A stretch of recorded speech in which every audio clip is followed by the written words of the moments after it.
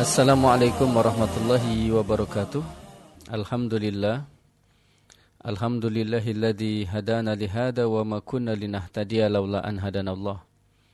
Asyhadu an la ilaha illallah wahdahu la syarikalah wa asyhadu anna Muhammadan abduhu wa rasuluhu alladzi la nabiyya wa la rasula ba'dah. Allahumma salli wa sallim wa barik ala nabiyyina Muhammadin wa ala alihi wa sahbihi wa man tabi'ahum bi ihsanin ila yaumiddin. Qala Allah Ta'ala fi kitabihil karim, a'udzu billahi minasyaitonir rajim. Ya ayyuhalladzina amanu taqullaha haqqa tuqatih wa la tamutunna illa wa antum muslimun. Ya ayyuhan nasu taqu rabbakumul ladzi khalaqakum min nafsin wahidah wa khalaqa minha zawjaha wa batha minhuma rijalan katsiran wa nisaa'a wattaqullaha alladzi tasaaluna bihi wal arham innallaha kana 'alaikum raqiba. Ya ayyuhalladzina amanu taqullaha wa qulu qawlan sadida yuslih lakum a'malakum wa yaghfir lakum dhunubakum wa may yuti'illaha wa rasulahu faqad faza fawzan 'azima. Amma ba'd. Rekan dakta yang dirahmati Allah, alhamdulillah kita bersyukur kepada Allah yang senantiasa mencurahkan segala nikmat dan karunia-Nya kepada kita. Di kesempatan malam hari ini kita masih diberikan umur yang panjang, kesehatan dan kemudahan dalam melaksanakan dan melakukan aktivitas kehidupan kita. Salawat dan salam semoga tercurah limpahkan kepada uswah dan qudwah kita, Nabi Muhammad SAW, kepada keluarga, sahabat dan pengikutnya yang senantiasa istiqamah berpegang teguh terhadap sunnah-sunnahnya. Alhamdulillah di kesempatan malam hari ini ana Ahukumpila Muhammad Hussein ditemani oleh operator kita Mas Bagus akan menemani rekan dakta semua dalam kajian malam, kajian Sirah Nabawiyah hingga di pukul 22 waktu Indonesia Barat. Namun sebelum kita mengawali kajian kita malam hari ini, ada informasi rekan dakta yang dirahmati Allah. Ikutilah kajian dan donor darah yang dilaksanakan oleh Sigap Persatuan Islam Kota Bekasi, yang insya Allah akan dilaksanakan pada hari Ahad tanggal 29 September 2024, dimulai dari pukul 7.30 sampai dengan 11.30, bertempat di Pondok Tahfiz Zaid bin Sabit, Jalan Kiai Haji Agus Salim, Gang Pedul, RT 04 RW 08, Bekasi Jaya, Bekasi Timur, Kota Bekasi. Sekali lagi rekan dakta yang dirahmati Allah, ikutilah kajian dan donor darah yang diselenggarakan oleh Sigap Persatuan Islam Kota Bekasi, yang insya Allah akan dilaksanakan pada hari Ahad 29 September 2024, mulai pukul 7.30 sampai dengan 11.30, bertempat di Pondok Tahfiz Zaid bin Sabit, Jalan Kiai Haji Agus Salim, Gang Pedul, RT 04 RW 08, Bekasi Jaya, Bekasi Timur. Dan rekan dakta, bagi yang ingin mencari informasi terkait dengan kegiatan donor darah ini, bisa dihubungi Saudari Alifia di 0813-854-58712. Kegiatan donor darah ini adalah merupakan kegiatan yang diselenggarakan oleh Sigap Persatuan Islam Kota Bekasi bekerjasama dengan Palang Merah Indonesia Kota Bekasi. Setetes darah Anda sangat bermanfaat bagi mereka yang membutuhkannya. Baik rekan dakta yang dirahmati Allah, di kesempatan malam hari ini kajian Sirah Nabawiyah kita akan membahas terkait dengan dakwah jahriyah. Apa itu dakwah jahriyah? Yaitu dakwah secara terang-terangan. Di mana di pertemuan-pertemuan yang lalu kita telah membahas terkait dengan dakwah sirriyah atau sirriyatud dakwah, yaitu dakwah secara sembunyi-sembunyi. Jadi dakwah secara sembunyi-sembunyi, dan itu dilakukan oleh Rasulullah SAW selama kurang lebih sekitar 3 tahun lamanya. Jadi dakwah pada saat itu hanya dilakukan bersifat personal, tidak mengumpulkan banyak orang, seperti tablik dan lain sebagainya. Nah, pada era setelah 3 tahun dakwah Syria, maka Nabi SAW mulai menampakkan dakwah. Nah, bagaimana awal mula Nabi SAW menampakkan dakwah? Setelah 3 tahun lamanya Nabi SAW berdakwah secara sembunyi-sembunyi. Yang pertama kali dilakukan tentu Nabi SAW berdakwah secara terang-terangan kepada karib kerabat. Yang dimaksud karib kerabat di sini adalah mereka-mereka yang memiliki hubungan nasab dengan Nabi Muhammad SAW atau mereka-mereka yang memiliki hubungan persaudaraan. Kenapa Nabi SAW memulai dakwah jahriyahnya ini, terang-terangannya itu, kepada orang-orang yang memiliki hubungan kekerabatan? Karena memang ini adalah perintah dari Allah Subhanahu wa taala di dalam surat Asy-Syu'ara ayat yang ke-214. Di mana di dalam ayat tersebut Allah Subhanahu wa taala berfirman, A'udzubillahi minasyaitonir rajim, wa anzir ashiratakal aqrabin, dan berikanlah peringatan kepada kerabat-kerabatmu yang terdekat. Jadi wa anzir ashiratakal aqrabin inilah yang merupakan perintah kepada Nabi untuk memberi peringatan, berdakwah kepada orang yang memiliki hubungan kekerabatan, yaitu mereka-mereka yang memiliki hubungan nasab dengan Nabi Sallallahu Alaihi Wasallam. Kenapa orang-orang yang memiliki hubungan kekerabatan? Karena penting sekali sebelum Nabi Sallallahu Alaihi Wasallam berdakwah kepada orang lain, tentu orang yang paling berhak untuk mendapatkan dakwah, mendapatkan peringatan adalah tentu orang-orang yang terdekat. Sama juga para jamaah dirahmati Allah, di dalam sebuah hadis Nabi pernah menyebutkan bahwa ketika kita bersedekah, maka dahulukan kepada orang-orang fakir dan miskin yang memiliki hubungan kekerabatan. Karena kata Nabi SAW, kalau kita bersedekah, berzakat kepada orang yang memiliki hubungan persaudaraan, kita dapat pahala dua. Yang pertama adalah pahala sedekah, yang kedua pahala silaturahim. Ini perbedaannya. Jadi kalau kita bersedekah kepada orang lain, kita hanya dapat satu pahala. Tapi kalau kita bersedekah kepada orang yang memiliki hubungan persaudaraan kepada kita, maka kita mendapatkan pahala sedekah dan pahala silaturahim. Jadi rekan dakta yang dirahmati Allah, itulah kenapa Allah perintahkan kepada Nabi untuk berdakwah kepada kaum kerabat terdekat itu. Jadi orang-orang yang memiliki hubungan nasab kepada Nabi SAW.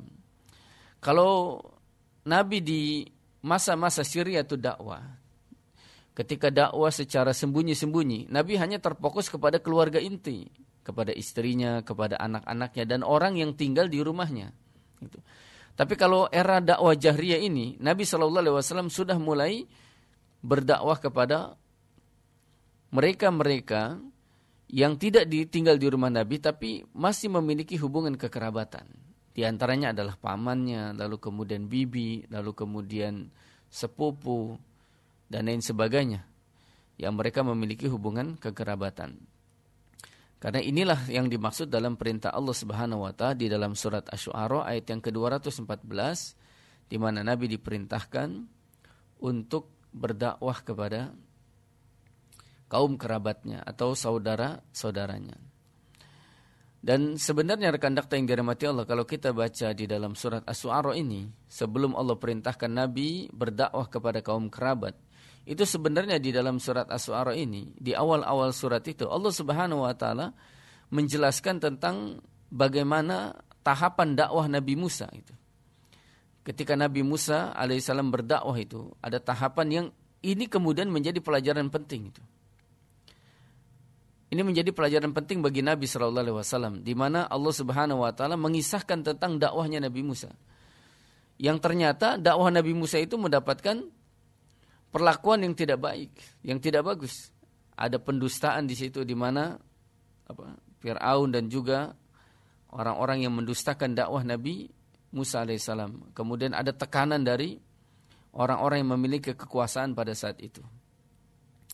Dan juga Allah menggambarkan tentang bagaimana kesudahan orang-orang yang menentang para rasul, yang menentang dakwah para nabi, di mana mereka diadab oleh Allah Subhanahu wa taala. Termasuk di antaranya adalah Fir'aun yang ditenggelamkan oleh Allah Subhanahu wa taala karena menolak dakwah yang dibawa oleh Nabi Musa alaihissalam. Nah, jadi para jamaah yang dirahmati Allah, kisah-kisah para nabi yang disebutkan di dalam Al-Qur'an terkadang memberikan pelajaran penting bagi nabi, sehingga nabi memiliki kesiapan dalam menghadapi dakwah ini. Punya gambaran bahwa ketika berdakwah itu akan menghadapi ujian, cobaan, sehingga bisa mempersiapkan diri. Nah, itu salah satu di antara hikmah di mana Allah Subhanahu wa taala menceritakan tentang kisah-kisah nabi dan rasul-rasul terdahulu itu, agar menjadi pelajaran bagi Nabi dan bagi kita semua dalam dakwah itu. Nah, kemudian rekan dakta yang dirahmati Allah, maka Nabi SAW pun menjalankan perintah sebagaimana yang disebutkan di dalam surat As-Su'ara ayat 214, di mana Nabi diperintahkan untuk berdakwah kepada kaum kerabat. Maka di dalam kitab Al-Wafa yang ditulis oleh Imam Ibnul Jauzi itu disebutkan bahwa awalnya Nabi itu berat sekali untuk menyampaikan dakwah kepada keluarga beliau, terutama kepada paman-paman beliau itu. Karena memang beliau tahu bagaimana kondisi keadaan paman-paman Nabi SAW yang sangat dekat dengan penyembahan berhala gitu. Sehingga ada kekhawatiran dari Nabi SAW. Namun kemudian Jibril senantiasa mengingatkan kepada Nabi SAW. Maka akhirnya Nabi SAW berdakwah kepada kaum kerabatnya itu. Maka Nabi memilih metode dengan cara mengundang makan. Jadi Nabi SAW berinisiatif mengundang makan kepada karib kerabatnya. Tentu ini salah satu di antara metode dakwah yang sangat penting itu. Tidak langsung diceramahin, tapi bagaimana kemudian mengundang orang untuk diberi makan. Siapa yang tidak suka dengan makanan? Hampir setiap manusia membutuhkan makan dan minum. Maka ketika diundang tentu orang pikirannya adalah berarti ramah tamah ini. Makan-makan dan lain sebagainya. Namun nanti Nabi SAW akan menyelipkan di antara undangan makan ini, Nabi akan menyelipkan terkait dengan dakwah Nabi SAW.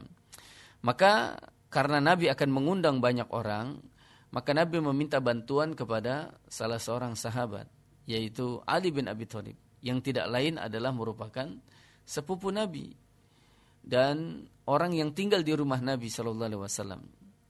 Yang pada saat itu usia Ali sekitar 12 atau 13 tahun, masih sangat remaja pada saat itu. Namun telah diberikan tugas dan amanah yang sangat besar dalam dakwah. Apa itu? Menyiapkan undangan makan kepada keluarga besar. Yang pada saat itu tercatat undangannya itu hampir sekitar 40 orang. 40 orang. Maka alhamdulillah rekan dakta yang dirahmati Allah, inilah salah satu mukjizat yang Allah berikan kepada Nabi SAW. Makanan yang tadinya terlihat tidak begitu banyak, tapi ternyata mencukupi dengan jumlah sekitar 40 orang itu. Jadi ini salah satu di antara mukjizat yang Allah berikan kepada Nabi Muhammad. Makanan yang tadinya sangat sedikit itu. Mungkin hanya diperuntukkan bagi 20 sampai 30 orang. Tapi sampai 40 orang lebih ternyata mencukupi. Nah, ini termasuk di antara kelebihan yang Allah berikan kepada Nabi Muhammad SAW. Nah, kenapa Nabi SAW memilih jamuan makan? Karena kalau diundang makan, orang pasti akan suka. Dan secara naluri tentu orang akan berpikir yang baik-baik saja ketika diundang makan gitu. Tidak ada pikiran yang lain-lain. Sehingga mereka pun banyak yang hadir pada saat itu ketika diundang makan. Dan yang mengundang pun mereka tahu dan kenal siapa Nabi Muhammad SAW itu. Mereka mengenal Nabi Muhammad sebagai orang yang jujur, orang yang baik, dan tidak punya masalah dengan anggota keluarga yang lain. Gitu. Ini diantara yang dilakukan oleh Nabi SAW. Nah, yang kedua rekan dakta yang dirahmati Allah, kenapa Nabi melibatkan Ali bin Abi Thalib? Nah, ini ternyata rekan dakta yang dirahmati Allah, penting sekali melibatkan para remaja, para pemuda dalam dakwah. Meskipun mereka hanya tugasnya menyiapkan makanan atau hal-hal yang bersifat teknis dalam dakwah itu. Jadi melibatkan para pemuda dalam dakwah itu sangat penting. Bahkan makanya Nabi SAW itu sangat perhatian terhadap para pemuda itu. Hampir banyak sekali para pemuda yang masuk Islam di zaman Nabi SAW. Jadi kalau kita lihat rekan dakta yang dirahmati Allah, Nabi itu berdakwah selama 13 tahun. Gitu. Ada capaian yang selama 3 tahun dakwah sembunyi-sembunyi. Itu ada 10 kabilah yang sangat terkenal di Quraisy itu. Jadi kalau istilah kabilah kita itu di sini itu suku itu. Jadi suku yang sangat terkenal. Jadi Quraisy itu kan suku besarnya. Nah, kemudian di suku itu ada kabilah-kabilah itu, keluarga besar itu. Ada 10 kabilah yang sangat dihormatin. Yang pertama adalah Bani Hashim, Bani Umayyah, Bani Makhzum, Bani Tamim, Bani Adi, Bani Zuhrah, Bani Saham, Bani Jamuh, Bani Asad, dan Bani Amir. Itu 10 kabilah rekan dakwah yang dirahmati Allah. Hampir tidak ada kabilah yang 10 tersebut, melainkan mesti ada 1-2 orang yang masuk Islam. Nah, kenapa sampai tersebar seperti itu? Nah, ini sebenarnya adalah strategi dakwah. Kalau 10 kabilah itu masing-masing punya wakil yang telah masuk Islam, paling tidak nanti ketika Nabi dakwah jahriyah ini, dakwah secara terang-terangan ini, ke-10 suku ini kalau mereka ingin melakukan keburukan, mereka akan berkaca diri, oh ternyata di suku saya sendiri ada yang masuk Islam. Di Bani Hashim ada Ali bin Abi Thalib, ada Ja'far bin Abi Thalib, ada Ummul Fadl binti Al-Haris, ada Ubaidah bin Al-Haris, ada Asma binti Umais.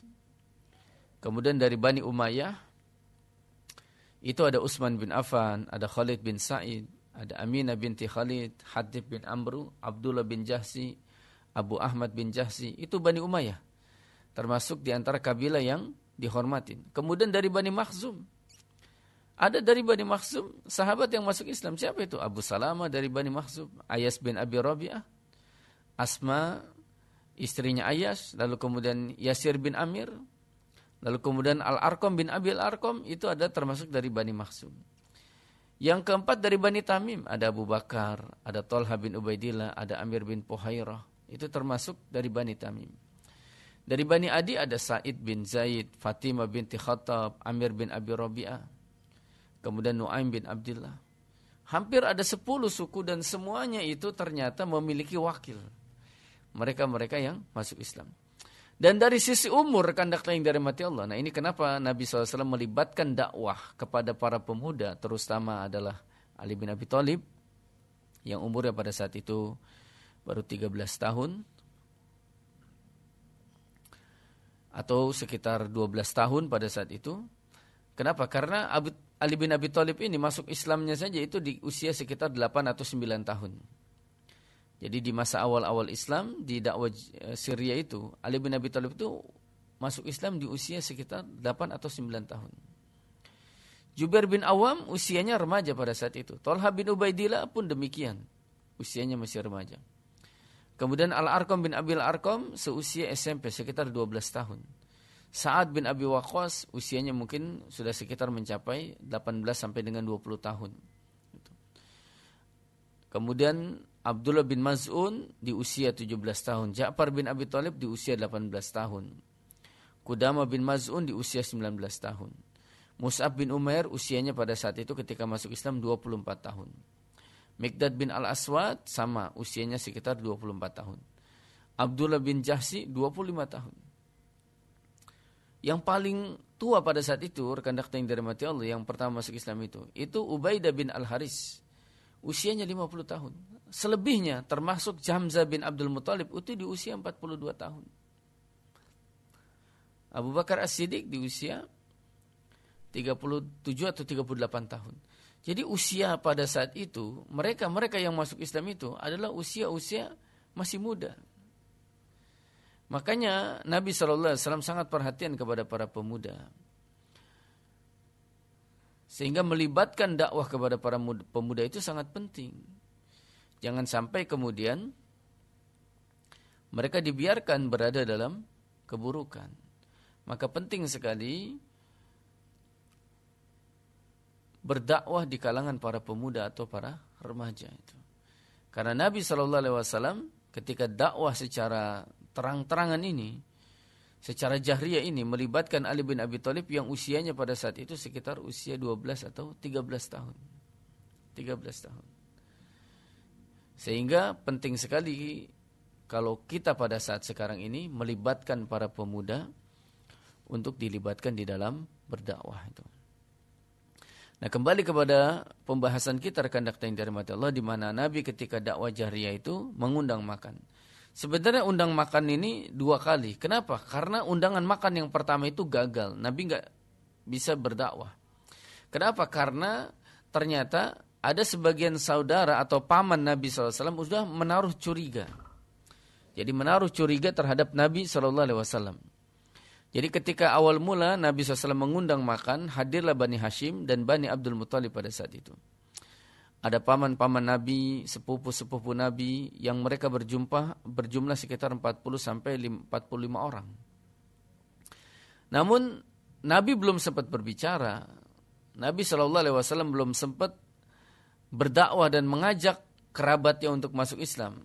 Tapi ternyata Abu Lahab, paman Nabi ini sudah membaca dan sudah mulai melihat ada gelagat yang tidak baik ini. Karena Nabi SAW sudah mulai berbeda dengan mereka itu. Sehingga Abu Lahab ini mendominasi pertemuan pada saat itu. Nabi belum sempat berbicara, Abu Lahab sudah berbicara. Sampai dia katakan, wahai Muhammad, mereka yang hadir di sini adalah paman-pamanmu sendiri dan anak-anaknya. Maka bicaralah jika ingin berbicara dan tidak perlu bersikap kekanak-kanakan. Ketahuilah bahwa tidak ada orang Arab yang berani mengernyitkan dahi terhadap kaummu ini. Dengan begitu aku berhak menghukummu. Biarkanlah urusan bani bapakmu ini. Jika kamu tetap bertahan pada urusanmu ini, maka itu lebih mudah bagi mereka daripada seluruh kabilah Quraisy menerkamu dan semua bangsa Arab ikut campur tangan. Engkau tidak pernah melihat seorang pun dari bani bapaknya yang berbuat macam-macam seperti yang engkau perbuat saat ini.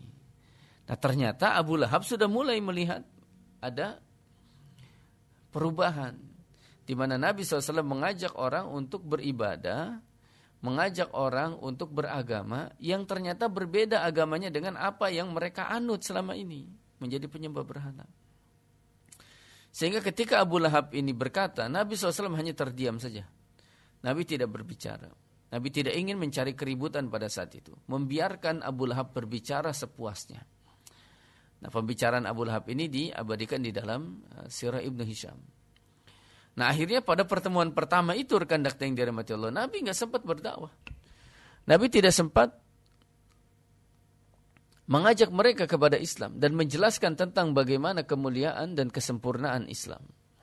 Kenapa? Karena Abu Lahab sudah mulai mendominasi dan melihat ada sesuatu hal yang tidak baik dalam pertemuan tersebut. Gitu. Sehingga kemudian dia mencegah Nabi SAW berbicara, mendominasi pertemuan tersebut. Tapi Nabi SAW tidak berhenti sampai di situ. Nah, inilah dakwah rekan dakta yang dirahmati Allah. Tidak boleh berhenti. Apapun halangan dan rintangan, maka harus dicari solusi dan jalan keluarnya.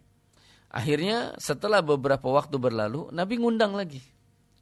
Nah, inilah undangan makan yang kedua.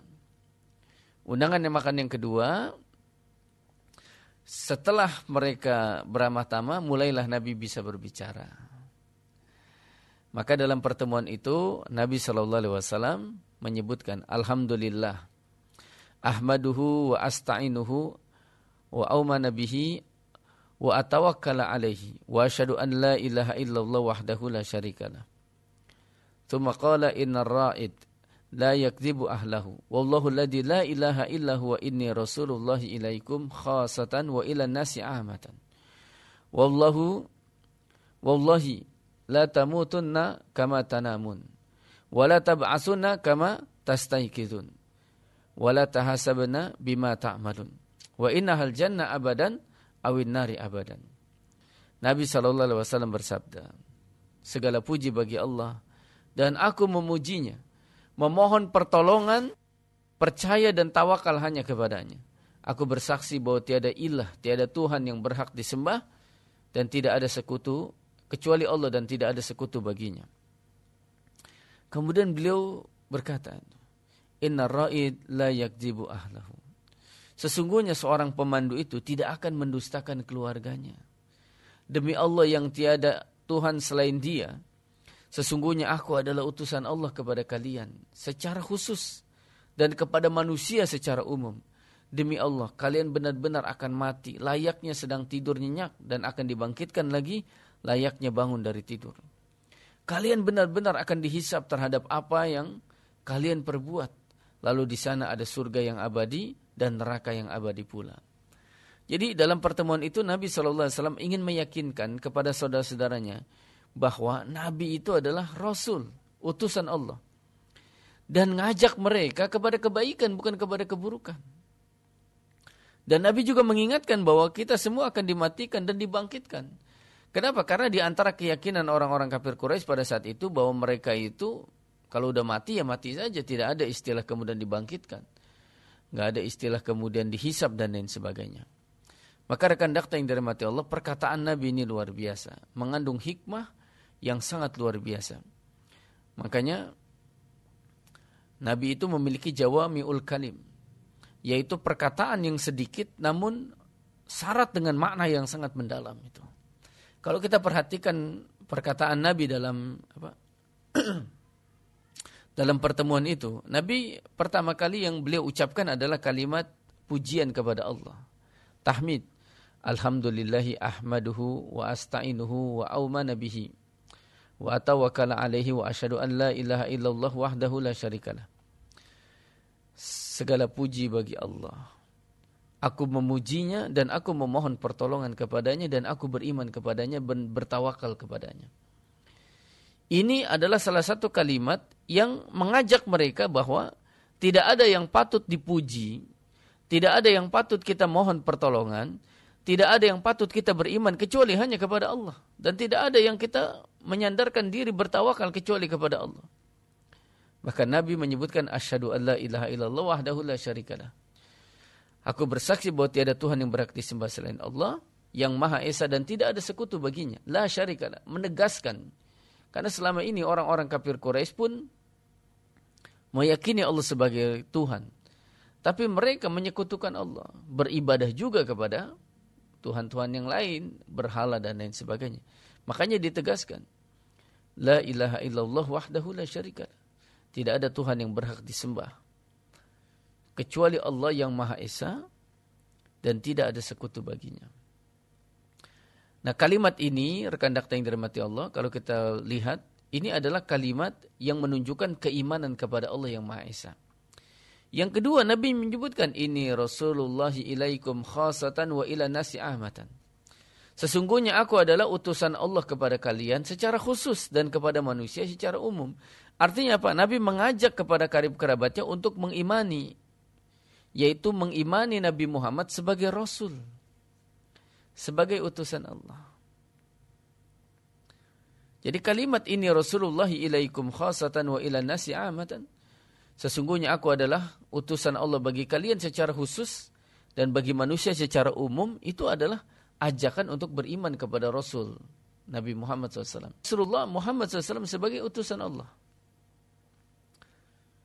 Dan yang ketiga, mengajak mereka untuk beriman kepada yaumul akhir. Beriman kepada hari akhir. Nah, akhirnya rekan dakta yang dirahmati Allah, apa respon dalam pertemuan tersebut? Abu Thalib, paman Nabi, gitu, yang mengerti dan paham kepada Nabi Muhammad, karena Abu Thalib lah yang merawat, mengasuh dan mendidik Nabi dari semenjak kakeknya meninggal dunia sampai beliau menikah, itu dalam asuhan Abu Thalib. Maka Abu Thalib pun berkata, kata Abu Thalib, kami tidak suka menolongmu, menjadi penasihatmu dan membenarkan perkataanmu. Orang-orang yang menjadi bani bapakmu ini sudah bersepakat. Aku hanya segelintir orang di antara mereka. Namun akulah orang yang pertama kali mendukung apa yang kau sukai. Maka lanjutkanlah apa yang diperintahkan kepadamu. Demi Allah aku senantiasa akan menjaga dan melindungimu. Namun aku tidak mempunyai pilihan lain untuk meninggalkan agama Abdul Muthalib. Nah, rekan dakta yang dirahmati Allah, yang pertama Abu Thalib ini mendukung Allah SAW. Artinya tidak memusuhi. Dari sekian banyak paman-paman Nabi yang memusuhi Nabi Muhammad, Abu Thalib adalah termasuk orang yang netral. Dia tidak beriman dengan kerasulan Nabi Muhammad, tapi dia juga tidak membenci Nabi Muhammad. Bahkan Abu Thalib menyampaikan, kata Abu Thalib, silakan lanjutkan apa yang diperintahkan kepadamu. Dan aku akan senantiasa menjaga dan melindungimu. Namun tidak ada pilihan bagiku, kata Abu Thalib itu. La tatau anni ala firaqidini Abdul Muthalib. Tidak ada pilihan bagiku untuk meninggalkan agama Abdul Muthalib. Agama kakeknya. Nah, ketika Abu Thalib itu berkata demikian, maka kemudian Abu Lahab tampak marah itu. Tampak marah. Kata Abu Lahab, hadihi wallahi al-aswa. Hadu ala yadayhi qabla an ya'khudha ghairakum. Kata Abu Lahab, demi Allah ini adalah kabar yang buruk ini. Ini adalah kabar yang buruk. Ambillah tindakan terhadap dirinya sebelum orang lain yang akan melakukannya. Jadi kata Abu Lahab, ini kabar yang buruk. Kenapa engkau membiarkan dia? Jangan sampai orang bertindak terhadap dirinya. Jangan sampai orang lain melakukan keburukan kepadanya. Lebih baik kita cegah saja. Maka kemudian Abu Thalib menimpali. Kata Abu Thalib, wallahi lanamna'ahu ma baqiyana. Demi Allah kami tetap akan melindunginya selagi kami masih hidup. Jadi kata Abu Thalib, kami akan tetap melindunginya selagi kami masih hidup. Artinya apa? Abu Thalib dengan sifat kasih sayangnya kepada keponakannya tersebut bukan karena keimanan, tapi karena sifat asabiyah terhadap keluarga yang tidak membiarkan Nabi Muhammad SAW disakiti. Sehingga dia mendukung Nabi Muhammad SAW bukan karena keimanan, tapi karena bagian daripada keluarga. Makanya ada banyak orang-orang yang rekan dakta yang dirahmati Allah yang bersimpati kepada Nabi Muhammad, tapi tidak hanya jadi pengagum saja, tapi tidak jadi pengikut. Nah seperti Abu Thalib ini hanya mengagumi Nabi Muhammad SAW, kemudian menolong membantu Nabi Muhammad, tapi tidak jadi pengikut. Bahkan pernah ada penulis Eropa, seorang dosen Eropa namanya Michael Hart, menulis 100 tokoh yang paling berpengaruh di dunia. Jadi dia kumpulkan di dalam buku tersebut 100 tokoh yang paling berpengaruh di dunia. Apa yang terjadi? Michael Hart ini orang Kristen, orang kafir. Tapi dia tulis yang pertama di antara 100 tokoh itu Nabi Muhammad. Dia kagum dengan kisah dan perjalanan hidup Nabi Muhammad, tapi cuma kagum doang. Tidak beriman, meskipun dia tempatkan Nabi Muhammad di antara 99 tokoh yang lainnya. Nabi Muhammad yang pertama. Tapi ternyata kekagumannya tidak melahirkan keimanan, dia cuma kagum saja.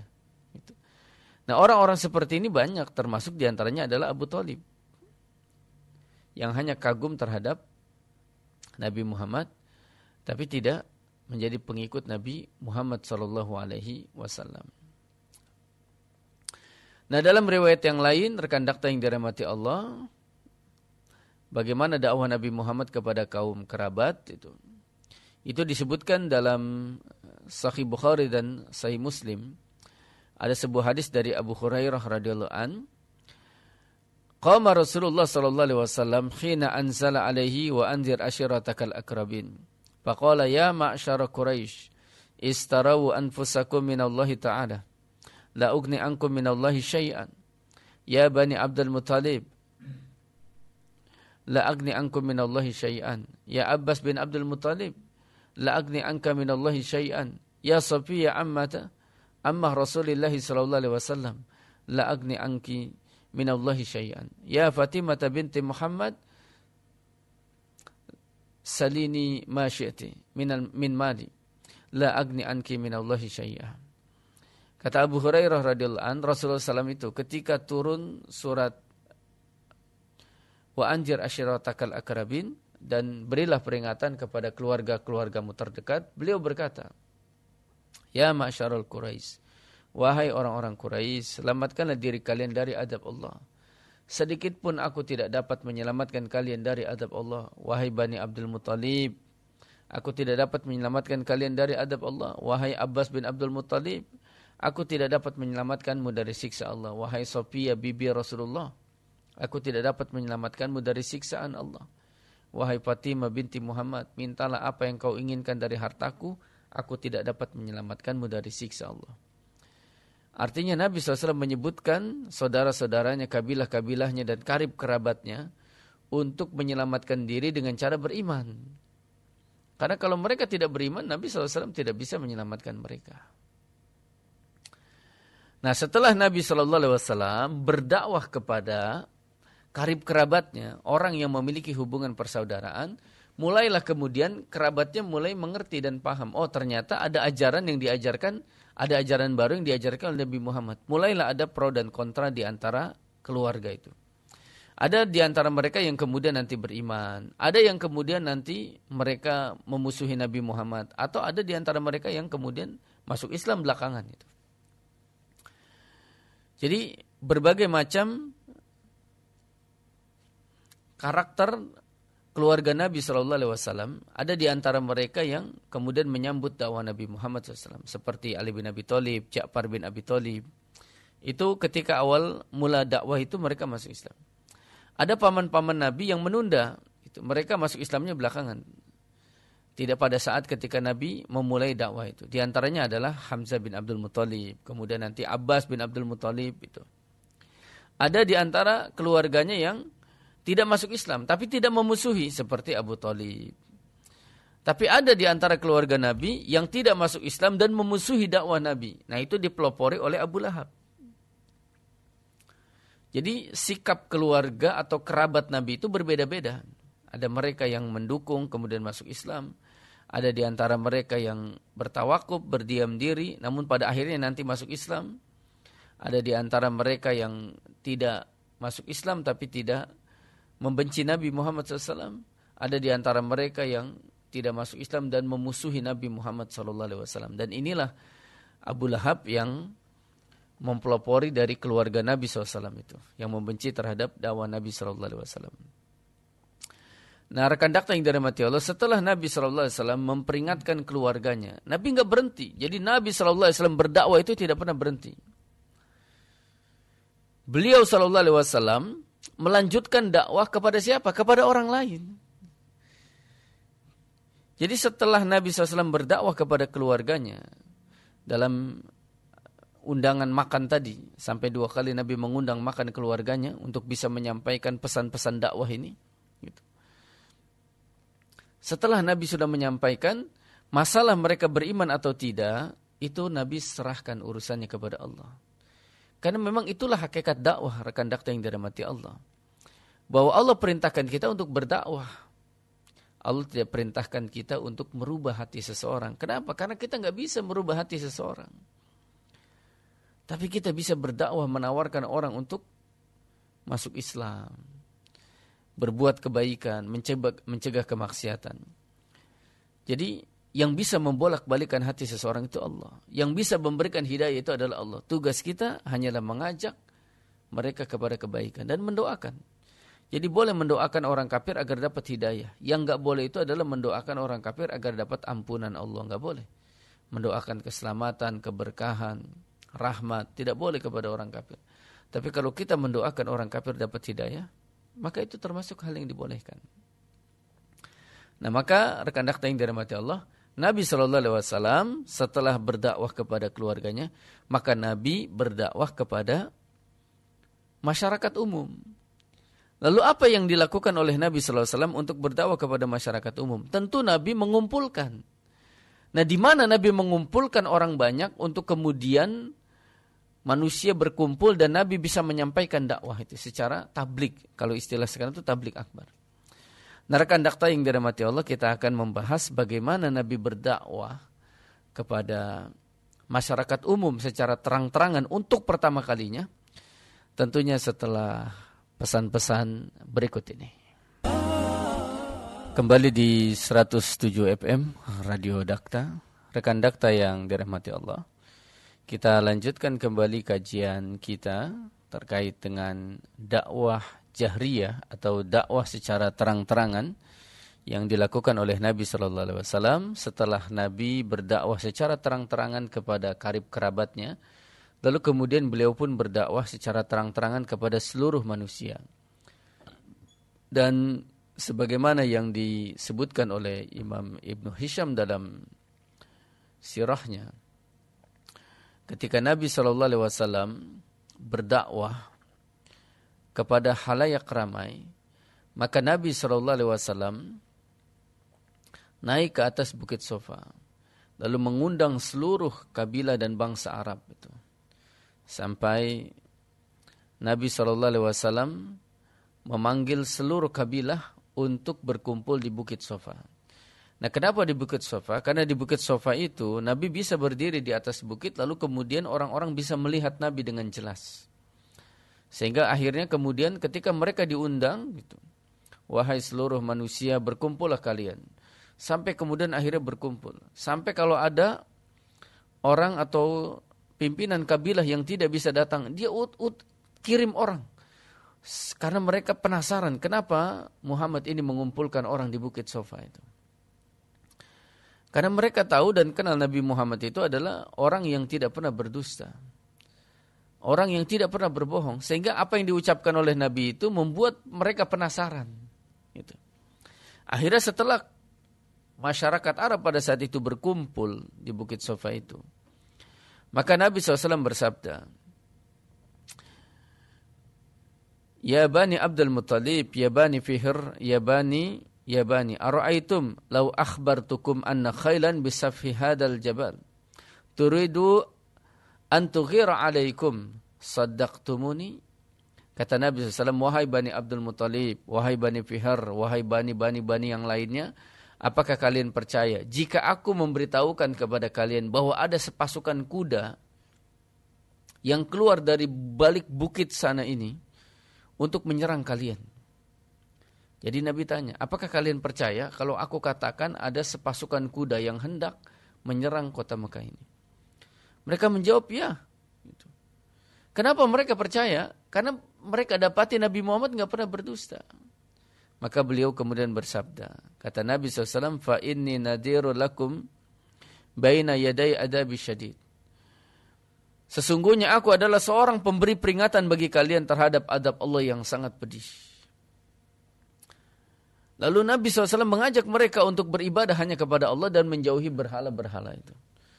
Kaget mereka, ternyata rekan dakta yang dirahmati Allah.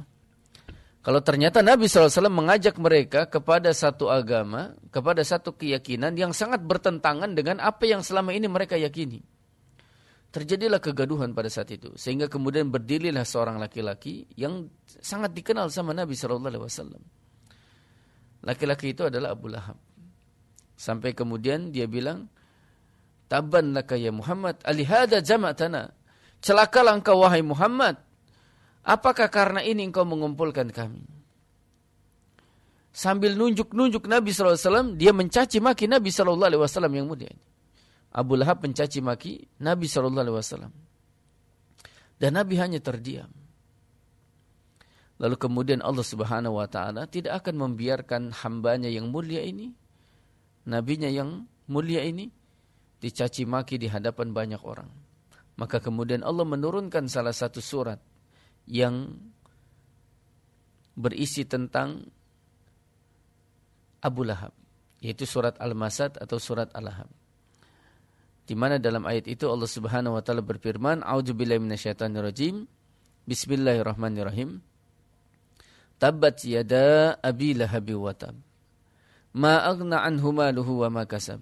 Sayasla naran dzata lahab wa imra'atuhu hammalatal hatab. Fi jidiha hablum min masad. Tabbat yada abi lahabi wa tab. Celakalah kedua tangan Abu Lahab. Ma aghna anhu maluhu wa ma kasab. Tidaklah berfaedah padanya harta, bendanya dan apa yang ia usahakan. Sayasla naran dzata lahab. Kelak dia akan masuk ke dalam api yang bergejolak. Wa imra'atuhu hammalatal hatab. Dan istrinya pembawa kayu bakar. Fi jidiha hablum min masad. Yang di lehernya ada tali dari sabut. Maka para jamaah yang dirahmati Allah, tiba-tiba ayat ini turun kepada Nabi SAW terhadap apa yang dilakukan oleh Abu Lahab dengan mencaci maki Nabi sambil nunjuk-nunjuk Nabi SAW. Nah, ayat ini, rekan dakta yang dirahmati Allah, adalah merupakan gambaran tentang kebenaran wahyu Allah Subhanahu wa taala. Ayat pertama, rekan dakta yang dirahmati Allah, karena Abu Lahab mencaci maki Nabi SAW, menyebutkan bahwa Nabi Muhammad celaka sambil nunjuk-nunjuk Nabi SAW, maka Allah Subhanahu wa taala berfirman, Tabbat yada abi lahabi wa tab. Binasalah kedua tangan Abu Lahab dan sesungguhnya dia akan binasa. Nah, yang disebutkan dua tangan, tapi yang dimaksud adalah seluruh tubuhnya tentu. Kenapa disebut dua tangan? Sebagian para ulama dalam menafsirkan itu karena dua tangan ini adalah biasanya adalah salah satu anggota tubuh yang dipakai untuk berbuat zalim. Sebagian lagi menyebutkan karena pada saat itu Abu Lahab nunjuk-nunjuk Nabi. Maka celakalah tangannya itu yang dengan tidak beradab dan tidak sopannya kepada Rasul yang mulia itu, sambil kemudian mengucapkan kalimat cacian dan makian kepada Nabi SAW. Maka Allah membalas, tabbat yada Abi Lahab wa tab. Celakalah kedua tangan Abu Lahab dan dia benar-benar celaka. Nah, siapakah Abu Lahab? Abu Lahab ini paman Nabi. Ini kunyahnya, panggilnya Abu Lahab. Nama aslinya adalah Abdul Uzza bin Abdul Muttalib. Kenapa dia disebut Abu Lahab? Lahab itu sebenarnya adalah sifat api. Jadi kalau kita bakar api itu lahab itu, cerah itu, terang. Nah, kenapa? Karena wajahnya yang cerah, wajahnya yang terang, dan memang Abu Lahab adalah orang yang gagah, sehingga orang manggilnya Abu Lahab, Abu Lahab. Dan Al-Quran tidak menyebutkan nama aslinya yang disandarkan kepada berhala, yaitu nama aslinya Abdul Uzza. Abdul Uzza. Sebenarnya rekan dakta yang dirahmati Allah, Abu Lahab ini atau paman Nabi ini, sebelum Nabi diangkat jadi Rasul, adalah orang yang sangat sayang dan cinta kepada Nabi. Sayang sekali kepada Nabi Muhammad SAW. Ada beberapa fakta menarik tentang bagaimana sikap Abu Lahab sebelum Nabi Muhammad diangkat jadi Rasul. Yang pertama, ketika Nabi dilahirkan, orang yang bergembira dengan kelahiran Nabi Muhammad salah satunya Abu Lahab. Senang sekali Abu Lahab. Bahkan ketika tahu bahwa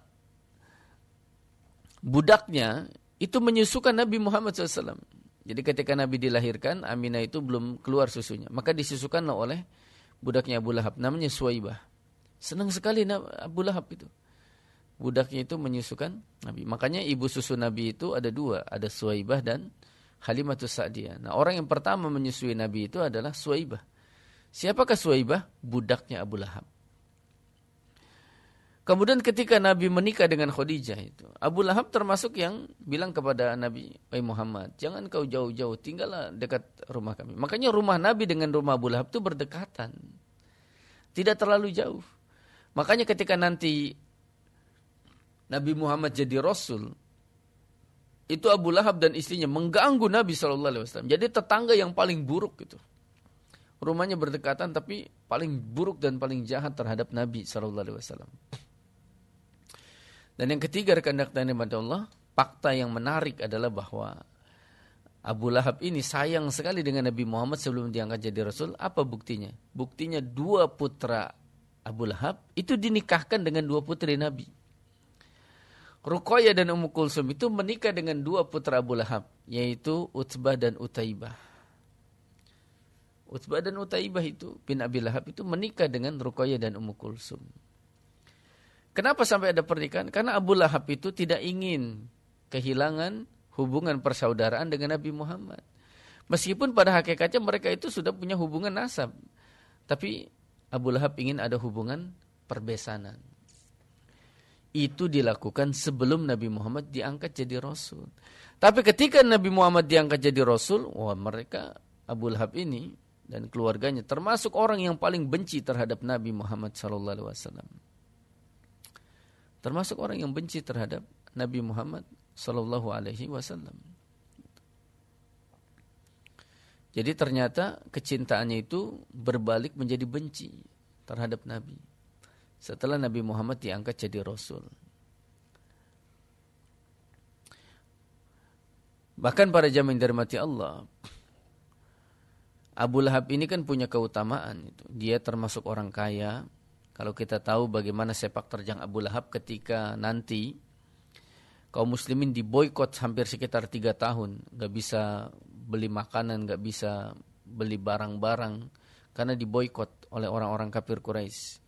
Nah, ketika ada para penjual ingin menjual dagangannya kepada Nabi Muhammad dan sahabat-sahabatnya, kata Abu Lahab, jangan kalian jual dagangan kalian kepada Muhammad dan sahabat-sahabatnya. Lalu kemudian apa solusinya? Kata Abu Lahab, saya akan borong dagangan kalian. Saya akan beli dagangan kalian. Jadi luar biasa Abu Lahab itu ngeluarin uangnya untuk apa? Untuk menyiksa kaum muslimin. Memboikot kaum muslimin. Jadi dia termasuk orang kaya. Dan Abu Lahab termasuk orang yang masyhur di kalangan bangsa Arab. Dan termasuk orang yang gagah. Orang yang ganteng, kaya. Tapi ternyata para jamaah yang dirahmati Allah, kelebihan yang Allah berikan kepadanya, baik kekayaan, ketampanan, kemasyhuran, itu enggak ada artinya. Sampai Allah di ayat yang kedua menyampaikan, ma aghna anhu maluhu wa ma kasab. Tidak berguna padanya harta bendanya dan apa yang dia usahakan. Jadi enggak berguna itu harta kekayaannya. Sebagian para ulama menyebutkan sebagaimana Imam Ibnu Katsir mengutip perkataan Ibnu Mas'ud dalam tafsirnya itu, bahwa ketika Nabi Muhammad diutus, Abu Lahab itu bilang kepada orang-orang kafir, kalau seandainya keponakanku itu benar, dia adalah seorang Nabi dan Rasul, gitu, aku akan tebus nanti diriku di hari kiamat dengan harta dan keluargaku. Maka kata Allah Subhanahu wa taala, ma aghna anhu maluhu wa ma kasab. Tidak berguna harta dan apa yang telah diusahakannya. Artinya sebanyak apapun harta yang dia miliki tidak akan bisa menghalangi adab Allah Subhanahu wa taala nanti pada hari kiamat.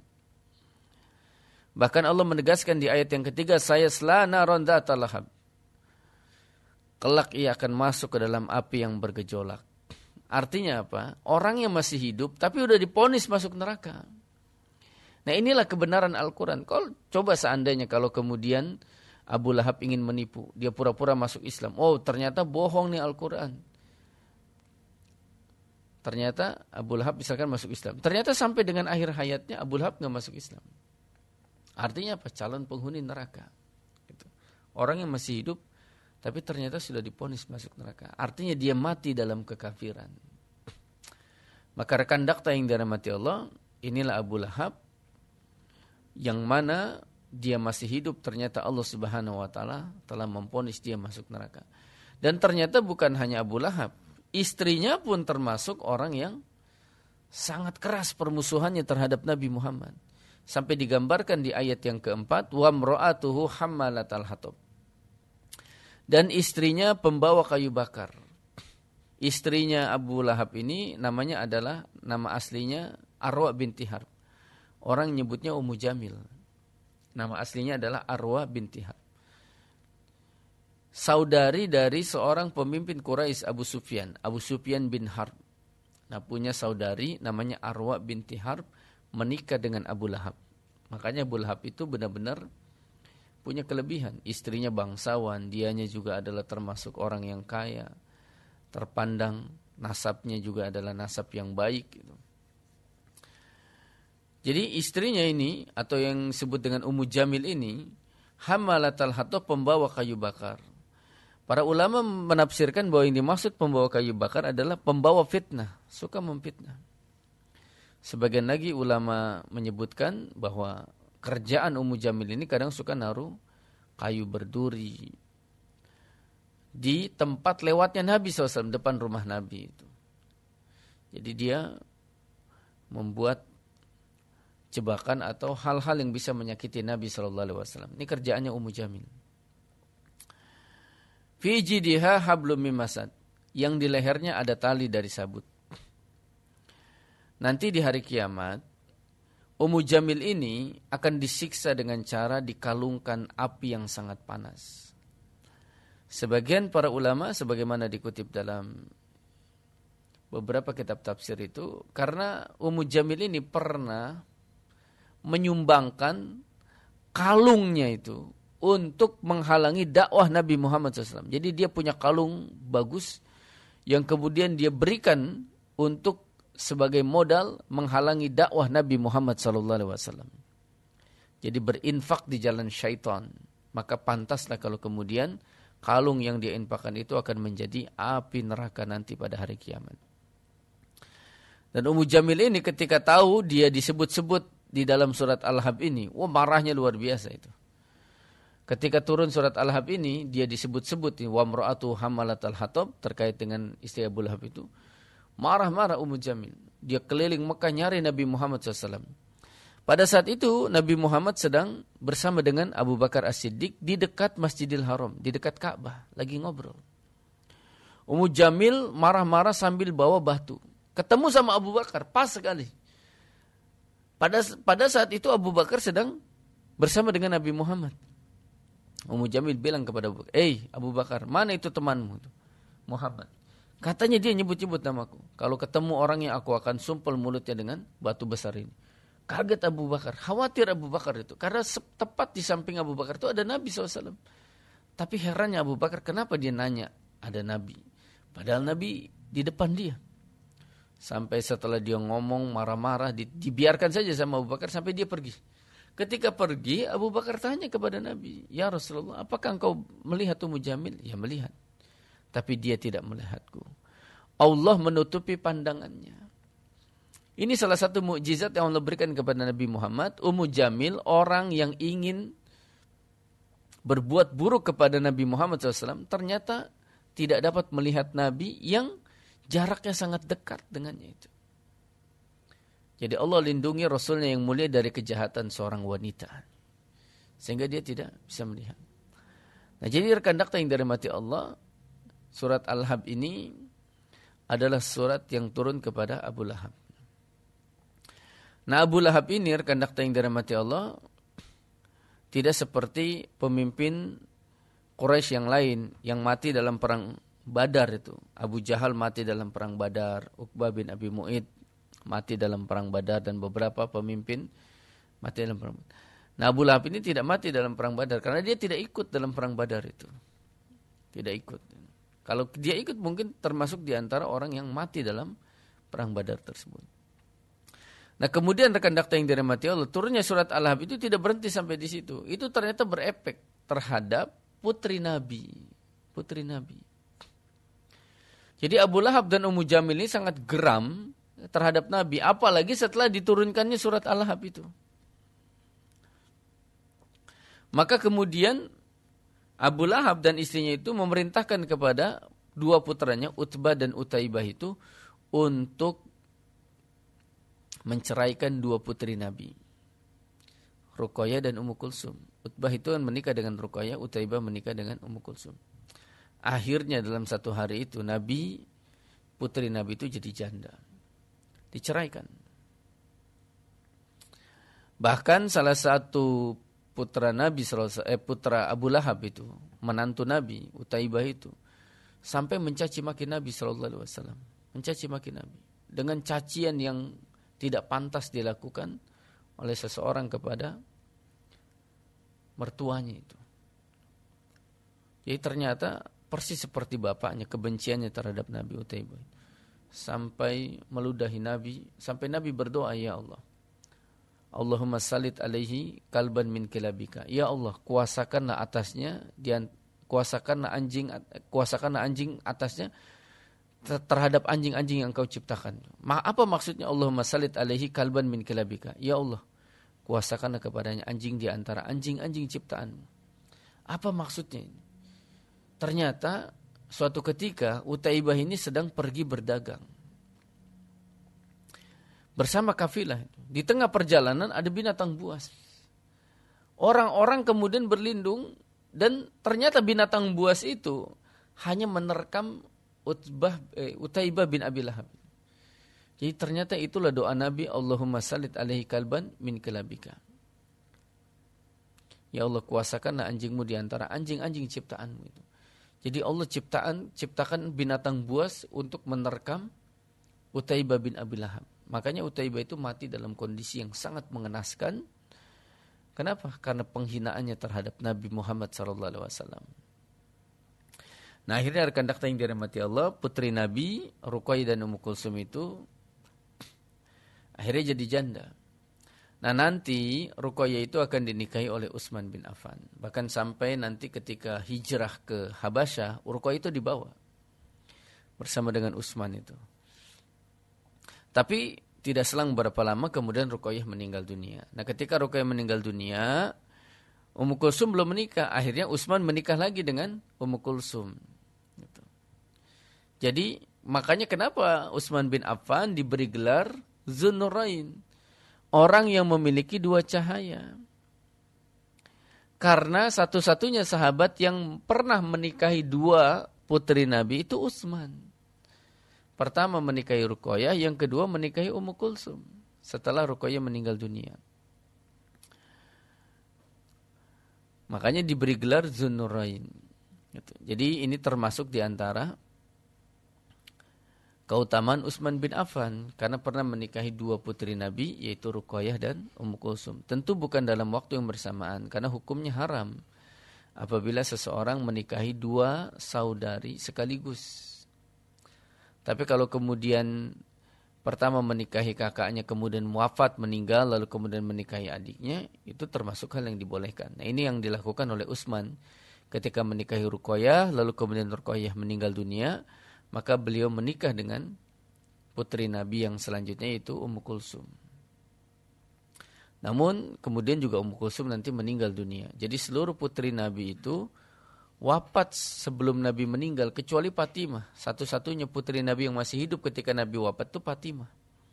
Meskipun setelah beberapa bulan kemudian Fatimah juga wafat. Jadi rekan dakta yang dirahmati Allah, inilah sepak terjang Abu Lahab beserta dengan keluarganya. Jadi bukan cuma Abu Lahab saja. Istrinya dan juga anaknya ternyata berbuat buruk terhadap Nabi SAW. Berbuat buruk kepada Nabi SAW. Nah makanya para jamaah yang dirahmati Allah, ternyata dakwah Nabi secara terang-terangan itu tidak disambut dengan baik oleh kebanyakan orang-orang Arab. Makanya kenapa tadi di dalam surat Asy-Syu'ara Allah Subhanahu wa taala menceritakan tentang Nabi Musa agar Nabi Muhammad mendapat gambaran bahwa berdakwah itu banyak sekali tantangannya termasuk pendustaan dari kaumnya. Didustakan oleh kaumnya. Termasuk caci maki dan intimidasi dan itulah yang dilakukan oleh pamannya sendiri Abu Lahab. Oleh bibinya sendiri yaitu Ummu Jamil. Bahkan oleh mantan menantunya yaitu Utaibah bin Abi Lahab. Nah inilah pelajaran yang sangat berharga bahwa dakwah itu butuh kesabaran. Butuh kesabaran. Maka dibutuhkan kesabaran dalam menghadapi ujian tersebut. Nah rekan dakta yang dirahmati Allah, bagaimana kisah selanjutnya dari perjalanan dakwah jahriyah Nabi SAW? Kita akan lanjutkan kisah berikutnya tentunya setelah pesan-pesan berikut ini.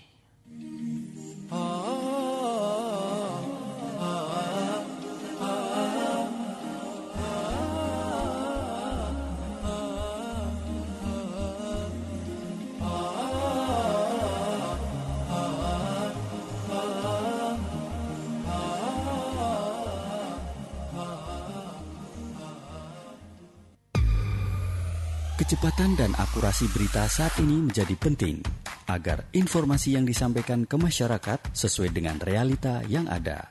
Radio Dakta sekarang hadir lebih dekat dengan para pendengar melalui aplikasi Noise. Rekan cukup mendownload aplikasi Noise Radio Dakta dan langsung bisa dengarkan program-program siaran Radio Dakta hanya dalam satu. Lau ana libikum kuwatan aw awi ila raqnin syadid. Lut berkata, seandainya aku ada mempunyai kekuatan untuk menolakmu, atau kalau aku dapat berlindung kepada keluarga yang kuat, tentu aku lakukan. Jadi salah satunya adalah bahwa keluarga itu penting sekali dalam berdakwah. Maka dukungan keluarga itu termasuk penting sekali. Makanya Nabi SAW pernah bersabda, kata Nabi SAW, rahmatullahi ala Lut, laqad kana ya'wi ila raqni syadid, yakni Allah azza wa jalla fama ba'asahu Allah ba'dahu min nabiyyin illa fi sarwatin min qaumihi. Semoga Allah melimpahkan rahmatnya kepada Nabi Lut, sesungguhnya dia telah berlindung kepada keluarga yang kuat, yakni Allah. Maka setelah Nabi Lut, Allah tidak mengutus seorang nabi kecuali dengan dukungan dari kaumnya. Demikian pula kisah Nabi Syuaib kita bisa lihat di dalam surat Hud ayat 91. A'udzubillahi minasyaitonirrajim. Qalu ya Syuaib ma nafqahu katsiran mimma taqulu wa inna lanaraka fina dha'ifa. Walau la rahtuka la rajmanaka wa ma anta alaina bi'aziz. Mereka berkata, hai Syuaib, kami tidak banyak mengerti tentang apa yang kamu katakan itu. Dan sesungguhnya kami benar-benar melihat kamu seorang yang lemah di antara kami. Kalaulah tidak karena keluargamu, tentulah kami telah merajam kamu, sedang kamu pun bukanlah seorang yang berwibawa di sisi kami. Jadi Nabi Syuaib itu terlindungi kenapa? Karena keluarganya yang dihormati. Itulah kenapa kemudian keluarga penting sekali dalam membangun dakwah ini agar terjaga dari segala bentuk keburukan, Kemudian yang ketiga, para jamaah dirahmati Allah, hikmah yang sangat berharga adalah ketika Nabi SAW berdakwah secara terang-terangan, beliau menjadikan Bukit Sofa sebagai tempat beliau untuk berdakwah secara terang-terangan untuk pertama kalinya. Namun rekan dakta yang dirahmati Allah, cara berdakwah itu bukanlah bersifat tauqifi. Artinya tidak perlu kita sama persis dengan apa yang dilakukan oleh Nabi dengan cara mengumpulkan orang di atas bukit dan lain sebagainya. Tidak mesti. Ini hanyalah bagian daripada wasilatu dakwah, sarana dakwah. Yang pada saat itu yang memudahkan orang untuk berkumpul banyak ya di Bukit Sofa. Kalau sekarang wasilahnya bukan lagi bukit yaitu media sosial. Jadi berdakwah ini agar kemudian bisa dilihat dan kemudian didengar oleh banyak orang. Maka salah satunya adalah melalui media, termasuk media sosial yang sangat masif pada saat sekarang ini. YouTube dan lain sebagainya. Jadi tidak perlu kemudian orang naik ke atas bukit seperti yang dilakukan oleh Nabi SAW. Kenapa? Karena memang pada saat itu zamannya mengumpulkan orang yang paling mudah pada saat itu adalah di Bukit Sofa. Nah, sehingga para jamaah yang dirahmati Allah bukan berarti kita harus mengikuti Nabi dengan cara berdakwah di atas bukit, mengumpulkan orang. Maka ada banyak cara sekarang ini bagaimana caranya agar dakwah ini bisa dilihat dan didengar oleh banyak orang. Maka salah satu sarana dakwahnya itu adalah media sosial dan lain sebagainya. Nah, yang keempat rekan dakta yang dirahmati Allah, pelajaran yang sangat berharga yang bisa kita ambil dari dakwah Nabi Muhammad di Bukit Sofa itu adalah bagaimana Nabi mampu menyusun kata dan kalimat dengan sangat sempurna dan sangat baik. Bayangkan Nabi SAW sebelum beliau menyampaikan dakwah, beliau memberikan pertanyaan. Yang pertanyaan itulah yang kemudian menyebutkan tentang bagaimana sikap orang kafir Quraisy terhadap Nabi. Sikap mereka. Jadi Nabi ingin tahu bagaimana sikap mereka itu. Pandangan mereka terhadap Nabi. Karena kalau pandangan mereka sudah buruk, maka sulit sekali dakwah akan diterima. Tapi kalau pandangan mereka baik terhadap Nabi, itulah kemudian yang akan memudahkan mereka. Ketika Nabi bilang, wahai orang-orang Quraisy, apakah kalian percaya kalau aku katakan ada sepasukan kuda yang hendak menyerang kota Mekah di balik bukit sana? Gitu. Mereka bilang, kami percaya karena kami nggak pernah dapat engkau sebagai pendusta. Nabi sedang berandai-andai, bukan berarti benar ada orang yang hendak menyerang kota Mekah itu. Artinya apa? Mereka itu percaya dengan perkataan Nabi. Kenapa? Nabi nggak pernah berdusta. Maka seorang duat itu haruslah memiliki karakter yang baik. Kalau masyarakat sudah menganggap baik, maka dakwah itu akan mudah diterima. Tapi kalau dari awalnya orang sudah tidak suka dengan perilakunya, image masyarakat terhadap seseorang itu buruk, maka akan sulit untuk bisa berdakwah itu. Nabi saja yang sudah dikenal sebagai orang yang baik, yang jujur, masih didustakan. Apalagi yang menyampaikan orang yang jelas-jelas memiliki aib dan keburukan. Jadi penting sekali dalam berdakwah itu meyakinkan orang lain bahwa kita ini adalah orang yang baik. Seperti Nabi SAW meyakinkan tidak pernah melakukan kedustaan. Dan Nabi itu setiap kalimat dan katanya itu mengandung hikmah yang sangat luar biasa. Makanya dalam riwayat Muslim itu Nabi pernah menyebutkan u'titu jawami al-kalim. Aku diberikan jawami'ul kalim, yaitu kalimat yang singkat namun padat syarat dengan makna yang sangat mendalam, Nah, kemudian rekan dakta yang dirahmati Allah, di antara hikmah yang bisa kita ambil dalam dakwah Nabi di Bukit Sofa ini adalah bagaimana kesabaran Nabi, terutama ketika Nabi berhadapan dengan pamannya Abu Lahab itu. Dengan cacian, makian di hadapan ratusan orang, Nabi dipermalukan, dicaci maki oleh pamannya sendiri. Namun itulah konsekuensi dalam dakwah rekan dakta yang dirahmati Allah.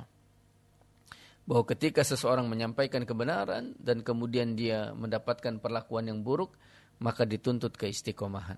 Makanya Nabi pernah menyebutkan dalam sebuah hadis, qulil haqqa walau kana murra. Katakanlah yang baik walaupun terasa pahit. Itulah yang dilakukan oleh Nabi. Meskipun beliau harus mendapatkan cacian, makian, bahkan intimidasi, beliau tetap berdakwah, menyampaikan Islam dan risalah kepada seluruh manusia. Baik rekan dakta yang dirahmati Allah, tidak terasa waktu jualah yang memisahkan kita. Insya Allah kita akan berjumpa lagi dalam kesempatan yang akan datang. Mohon maaf apabila ada kesalahan dan kehilapan. Segala yang benar tentu datang dari Allah dan Rasulnya. Yang salah dari pribadi kami yang dhaif. Ana ahukum fillah Muhammad Hussein. Ditemani oleh Mas Bagus, operator kita. Mohon pamit dan undur diri dari ruang dengar rekan dakta semua. Aqulu qouli hadza wa astaghfirullah li wa lakum. Subhanakallahumma wa bihamdik. Asyhadu an la ilaha illa anta astaghfiruka wa atubu ilaik. Assalamualaikum warahmatullahi wabarakatuh.